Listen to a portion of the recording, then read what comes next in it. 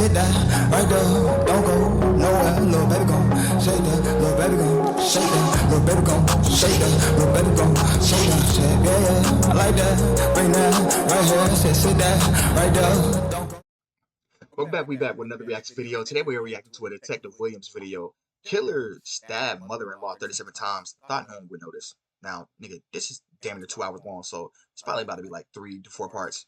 But let's get right into it. This shit is OD, my nigga. 45 minutes is crazy. Hour 45 minutes is insane. When the trap lord Ross, nigga. Someone killed my wife. You think someone killed your wife? Yeah, there looks like Okay, there's on her back. We've had people trying to break into the house all year. Sir. Thursday before this happened, someone tried to get into the house? Yes. Well, that camera captures the back of your house. Nobody came to your house. Well, then someone was... Sir, I'm telling you what I saw.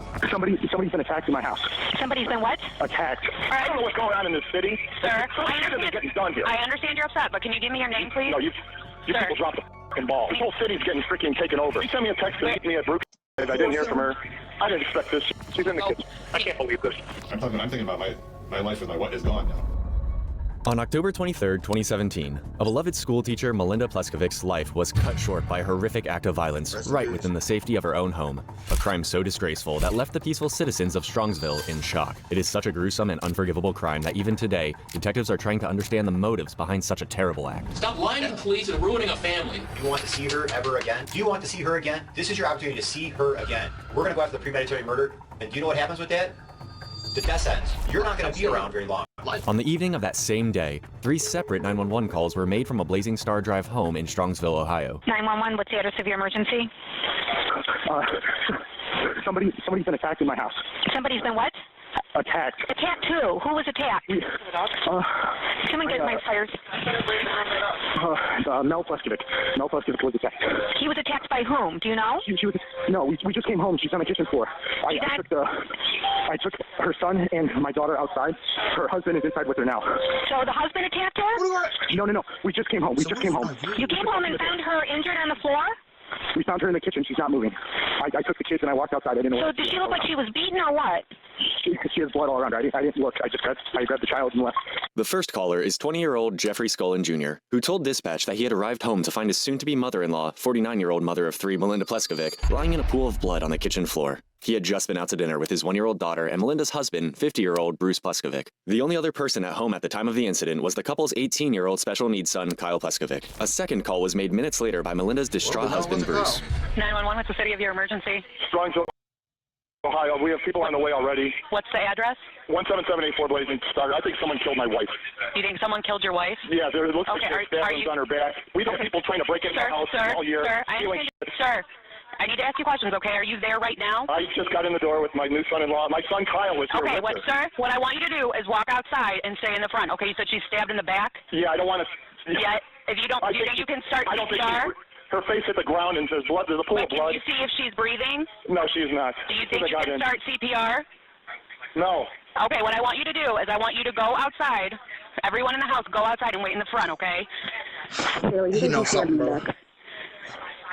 Do you see anyone else in the home? My son Kyle was here. He has Down syndrome. Kyle? She sent me a text to meet me at Brewkettle at 4:25. I didn't hear from her. I didn't expect this. Okay, no, sir, I understand you're upset, but where's Kyle at in the home? He's outside with Jeff, our son-in-law. You know, we've asked people to watch our freaking area. We've had people attempt to break in just this week. Sir, I don't know what's going on in this city. Sir, getting done here. I understand you're upset, but can you give me your name, please? No, you people dropped the fucking ball. Sir, can you just take a deep breath? Is there any... This whole city's getting freaking taken over. Sir, I understand you're upset, but I need you to stay focused. Before emergency personnel arrived on the scene, Bruce called again, and this time, his anger against Strongsville police was apparent. 911, what city is the emergency in? Please come to 17784 Blazing Star. I think my wife's dead. We've got people breaking into our fucking house, and now someone fucking killed her. Sir, tell me the city you need to talk to. Strongsville, Ohio. Okay, you need to be transferred. Don't hang up. Okay, we wait. Ambulance is coming and shit. We're waiting for her. She's sending... So why are you calling us again? What's your name? Bruce Pleskovic. I'm her husband. Okay, what's your name? We've had people trying to break in our house, like, a lot. They flash our cameras. We're being targeted, and I don't know who the f*** is doing this, but I'm pissed. Oh, do you see the medics there, the police there yet? Everyone's here. Okay, go speak with the police officer. I'm going to disconnect with you, okay? I can't believe this. Melinda had been brutally stabbed more than 35 times and shot 3 times in the back before being left to die. Her heart Yeah, bro. Again, nigga, it's just too much fishy shit going on, brother. That nigga, he keep calling the dispatcher like, nigga, they're already sending over units. At this point, you need to be arrested for misusing the police. Like, bro, nigga, what are you calling the emergency services line for? There's already been 2 other calls. Nigga said, yeah, let me call the one in Akron. The fuck? Oh, dumbass. It's throwing me off. Like, it don't make no sense what he talking about. I would be thoroughly surprised if he didn't do it or had some hand in it, because it's like you keep trying to, by you saying, yeah, people have been breaking in, I think somebody's targeting this, blah, blah, blah, blah. By you saying that, it makes it seem like you're trying to either make an alibi or make police have a reason to think, it can't be them, they're getting targeted. Like, nigga, 12 ain't that slow. They slow, but they're not that damn slow. Broken family, 20-year-old Anna, 19-year-old Megan, and their brother Kyle believe that this horrific attack was tied to the strange and unsettling incidents that had haunted their home for over a year. Detectives began to piece together a timeline of events leading up to Melinda's tragic death, carefully examining everything that had transpired in the house. The following day, on October 24th, detectives brought in the Pleskovic family for questioning. And this includes Bruce Pleskovic, the husband, and Jeff Skolin, the son-in-law, who called 911 initially. The following interrogation footage you're about to witness is one of the most incredible and dismaying ones I've ever seen. And it will show you how this baffling web of lies and deceit is untangled in the most unexpected way imaginable. Okay, Bruce, I know there's a lot going on tonight, so let me just introduce myself again. So my name is Detective Stoltz. This is Detective Strong. Hey. And like I said at the house, we appreciate you coming back. You're not under arrest, you're not in any trouble, you're free to leave at any time. Okay, so with so much going on at the house, I know you've spoken to some other officers, but you and I haven't had a chance to sit down and talk one-on-one, so we're going to try to piece this day and night together, okay, for me. So and then once we're done here, you're free to leave at any time, but we're reuniting with your family, okay? It's not the video. I'll answer all. Okay. I wrote down all this stuff, the timeline today. Okay, well, bear with me. I haven't read anything, so we're literally going to start from the morning, this morning, and then go from there. But let me the alarm. Just give me 1 second, okay, just to catch up. After a quick introduction and having explained the entire situation, Bruce tells detectives that most of his and Melinda's time revolves around caring for their son, Kyle, who has Down syndrome. 2 things worth noting are that Bruce is not as emotional as one might expect in a situation like this, but that doesn't necessarily confirm anything. People's reactions can vary significantly, which is why detectives avoid making quick assumptions and allow suspects to speak, hoping to spot inconsistencies in their stories. The other point to note is that Bruce is not a suspect here. He's simply a witness providing his side of the story, and he is free to leave at any moment. Well, since I came in late, I usually work till 4, but I work at 4:30. I work till 4:30 today. Yeah, because since I was in late, I just wanted to, at least stay a little later, show a little, and I'm not bailing, But but it's kind of weird. I was at my desk, and that's when I got the test to meet me at the Brute Kettle. And if you saw the statement I wrote tonight, it makes no sense that Mel doesn't meet you at Brute Kettle. Mel doesn't send texts like that. We always, our thing is we go out, since we both work, we go out to eat a lot, we meet up. But it's always about, hey, you want to go out to eat? You want to go out, or you want to eat at home? Or we go back and forth. We always take a while because we don't know what we have taste for. And you'll see the statement that I wrote. In hindsight, I realized that statement makes no sense, and I don't think she typed that to me. In hindsight of all that happened to me, that makes no sense to me. Because there were so many other things we were supposed to do, and I don't get this money with the 6. Bruce tells detectives that he received a text from Melinda suggesting they plan a family dinner at a restaurant, but she had never texted him in that way before. What's even more concerning about this information is that this dinner took place on the evening of October 24th, just hours before Melinda was brutally murdered in her own house. Bruce then tells the detectives about the break-ins mentioned in the call that had been happening in the past year. The people trying to break into our house. Okay. We've called the police. Recently we've had some money taken off our. It started back in February or March. My wife runs a soccer group. She's been doing it for years, and she gets money back, cash and checks on a Friday. And I rarely take naps, but when I know I'm wiped out and tired, and I need about an hour or 2 because I'm up in the night a lot, maybe with Kyle or something. I was out on the couch. She said, "I'm going to put the money." This is going back then. Let's stick to this day real quick. But it started then. It kind of built. It started. This year is this weird things going missing, things getting stolen out of my car, keys going missing. Our car, someone has our car keys, and our car alarm's been going off, every so often, And we think it's a neighbor, and we think it's someone else. It's kind of. How do audio fixes for that shit to do that? I'm gonna wait till see what you guys. But this stuff hasn't happened until they were living here in our basement. Now, I'm not suspecting them of anything. We did confront and ask, Jeff and Anna, But he asked them what? If they took the money or if they grabbed them. I'm not one to accuse, but you guys didn't grab the money. At some point, they got to know. We got to wonder if they're doing this or not.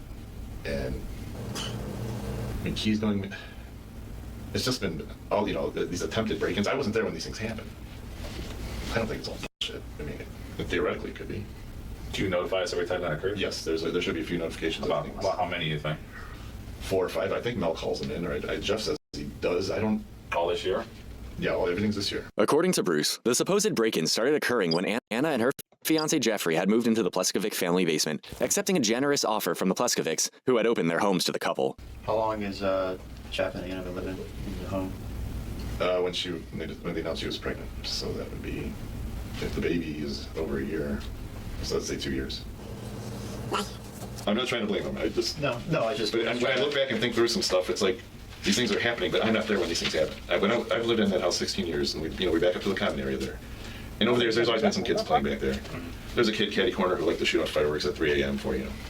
And I heard him out the window saying, "Hey, let's shoot it at that house." And I was kind of watching out the window. I go, "Whose house are you shooting it at?" He's a kid. I'm just trying to scare him a little bit. Kids, movie kids, So when these kind of things happen, I'm there and I see them. But these break-ins, kids kicking the door. The one time was one of the story. There's a group of kids. They're all 15. They did this, and Jeff was in the basement when this happened. I wasn't there. I didn't see it happen in the middle of the night. I was asleep. Another one, 2 guys with hoods walked up to the back room there, or the dog was. I don't know if this actually happened or if he's making it up. Yeah, I'm thinking right. I'm not trying to put him on the spot or anything. But I wasn't there in the middle of the night when it was about 2:45, and everyone was woken up and wondered, and these guys took off all of a sudden. When Jeff grabbed the door, these 2 guys grabbed the door, and all of a sudden they took off. And then this last one was this past Thursday. Someone tried to open the door, and this kid took off. He jumped over the creek and was gone up the street behind our house. I wasn't there when it happened either. I'm going on his word that these things happen. Mm-hmm. If he was making it up, what would be your theory of why would you think he'd make that up? But here's one thing. I want him to do a lot more stuff around the house. Like here and there, he says he can do this, and that, and he'll do this, he'll fix this, and then it doesn't get done. And that's another reason Thursday he did cut down the tree in our yard, but we cleaned it up and it was all good. But I thought he was going to do the stumps, pull the stumps out. But if it's too wet, he can't do it. But if it's dry, he can. And we had 4 great days this week, and he's talking about doing it. And then 2 days later, he doesn't. That time goes by, he doesn't do it. And he says, "Well, I had to work on the rental houses." It's that kind of stuff all the time. So it's just. I don't think he's making this up. A crucial detail to mention is that we are talking about Strongsville, one of the safest cities in the U.S. with a minimal crime rate that offers its citizens a comfortable, secure, and prosperous way of living. Who was all at dinner last night? Email, Megan, Anna. Go back. Hey, you talking about Safest cities based on violent and property crime rates? I mean, nigga, this is a consensus, nigga. What if those safe people are just ignorant? Okay, 3% say there are times I don't feel safe. Okay. How effective is law enforcement in this area? The police are very visible and very responsive. 65%. Okay, I guess. Again, it's a poll, but in the U.S. with a minimal crime rate that offers its citizens a comfortable, secure, and prosperous way of living. Who was all at dinner last night? The public schools. Email, Megan, Anna, Kyle, and the baby. Everybody. Jeff wasn't there, nor were his parents. You don't seem very happy about the relationship. Is that the? No, I'm happy. I want them to get married. The first thing is, you don't seem very happy about Jeff, though. That's kind of like. I am. I like the girl a lot, and the fact that I want them to get married and stuff. It's the. The house is a mess. Where they live, it's a mess. After he showers, he doesn't really just kind of throws the towel. Part of my routine, I kind of take any wet towels I'm going around and throw them up to make sure they're dry. He's kind of a little lazy at times, but he's doing well. He's taking the baby there. I haven't seen the bottom line, but he's supposedly buying a house right by Strongsville there, but I haven't seen the paper. I'm not privy to the details. He says he's paying cash with it, like his grandparents have some money like that. We're not charging him rent. We've been doing like that. We just want to help him through the times of the baby being a baby. It's hard. They're young. They're in their 20s. We just want to help them out. With a baby on the way and no worries about housing, Jeffrey and Anna only had one big task ahead, planning their wedding. And Jeffrey took it upon himself to make the arrangements, but it seems like things didn't go as planned. We think all these wedding plan stuff, this house was supposed to be paid for like a week or two to take care of. Sunday night, Mel sends Jeff a text. Monday morning, if you don't have it, this house is going to get canceled. And so they need to come up. Jeff said, I'm paying for everything. I'm paying for the hall. He has 92 guests coming. Has he sent any invites? I don't know. I don't know what's going on here. And so I'm sanding the deck on Sunday. And Anna comes down. Hey, Dad, can you pay for that's when Jeff said he got his car wreck. I had to go down to the hospital. Another story. And that money had to be, he was supposed to take care of this money all day Sunday while we were Park Clinton. He was supposed to pay for it all day. And he was sitting around the house and he was napping. Now, him and my wife have been kind of butt heads. Well, was your wife, I mean, you seem to kind of have some disagreements on how he goes about handling himself and how things he should be done. Well, he's waiting to the last minute to do stuff. But what does your wife think of him overall in general? What does she think of him? She likes him, but every time she says something about something, he always talks, house back a little bit. Mm-hmm. You can tell they kind of butt head personality-wise, they butt heads, but there was nothing, Does she get along better with Jeff than you do, or? Well, I'm kind of more laid back, so I get along with more people, probably more often, better. Yeah, but she's pushing, girls, when it comes to weddings, it's a girl's thing. Mm-hmm. And she's trying to help Anna out there because they're young, and she's pushing the timetable of all this stuff. Well, Sunday night is when this money was due, and all day long, it's like excuses. There's all these excuses and stuff. It's kind of weird. Mm-hmm. And so my wife told me she was meeting Jeff's mom Monday night to get to pay it. We ended up having to pay the $6,500 before we went to the brew kettle Sunday night. I met Mel there. She took Anna. I took Kyle. She took Anna. We drove separate. She put up $3,500. She put up the $3,000 check and $3,500 on her credit card. Mm-hmm. And he said he was going to take care of this for all this time. I need to be a wedding planner. And so what happened was Mel said his mom, Mel said his mom was going to take us all to dinner. And she had the money and did not want to get to Jeff. And was just going to give it to Mel's, and reimburse for for their end of the taking care of this. And what I don't get, that was supposed to happen tonight. What the f happened tonight?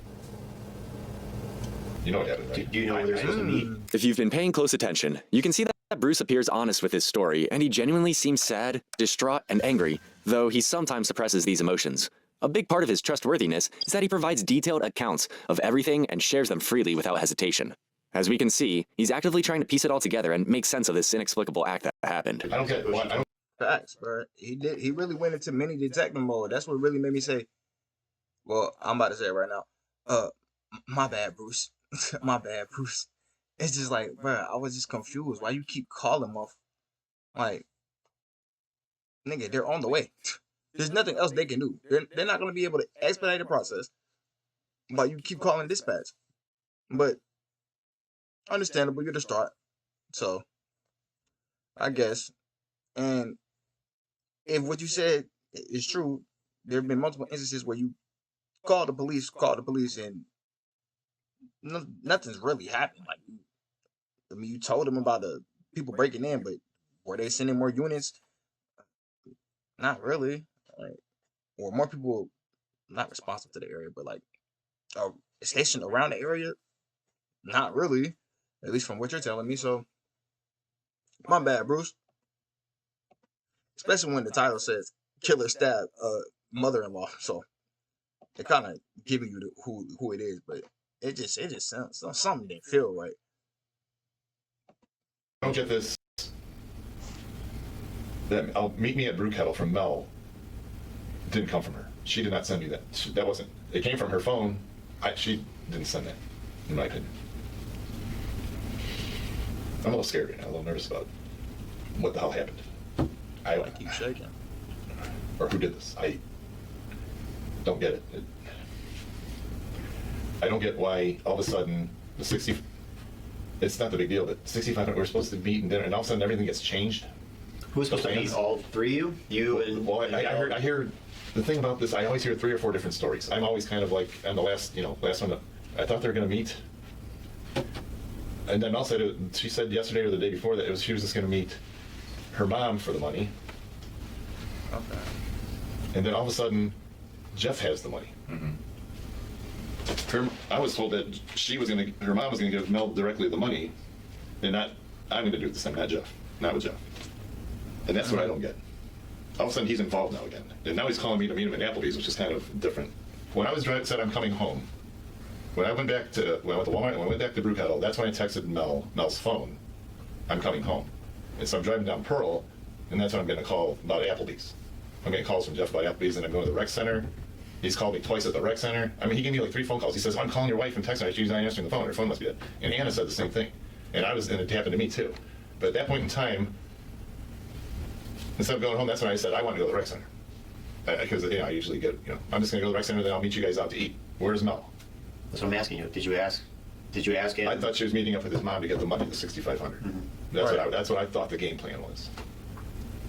And these plans, but I'm on the outside of these game plans, and what's going on here. Okay. And Mel's in direct conversation with someone, but Jeff it seemed like he stepped in and just kind of took control with this $6,500 again. It's like I thought it was just his mom was going to give it to Mel. That's what Mel told me last time I talked to her about this, and I just kind of okay, and then I just do I do what I got to do. I'm getting ready for this wedding, I'm getting ready for this interview, and it's like, and when I get home and see that, it made no sense. Following the dinner at Applebee's that fateful day, the family returns home, with Jeffrey arriving shortly after Bruce, despite having left early. Anna gives Jeff a key at the restaurant. You guys come home, you ride together, and why is he knocking on the door if he has the key from Anna? Because I have a feeling the key, that's a good question. When Anna gave him the keys, was there 1 or 2? I couldn't tell what was in his hand.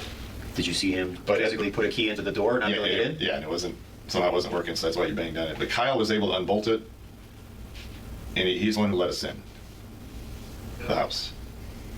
Okay. And Jeff hit the doorbell about 5 or 6 times, being like right in front of you. It's like, relax, Okay, and when Kyle comes to the door, does this appear anything? It seems like he does it all the time. He opens the door. He's always waiting by the front door for me a lot when I come home from work, and he opens the door for me. He's excited, he's happy I'm home and stuff like that. Mm-hmm. That's very common, yes. And how does Kyle seem? Does he seem upset or normal, or are you able to tell? He just. It was a little different, but not totally different. I'm thinking, okay, where's Mel? I'm waiting for Mel. Usually she'll say something. Hey, sometimes you'll hear, she'll say something, or maybe she's busy on something. And that's when I noticed that the one of our chairs was Kyle's chair, which is right here in the front, was actually over here and laying down on the ground in front of the dishwasher. Which is weird. And that's when I walked in, and I'm like, that's when I looked over to the left, and I asked her if I asked Mel if she was. I couldn't believe the picture that happened right there. I was stunned. And then I noticed there's blood, and then there's blood by her face. She was face first. I thought maybe she slipped and fell.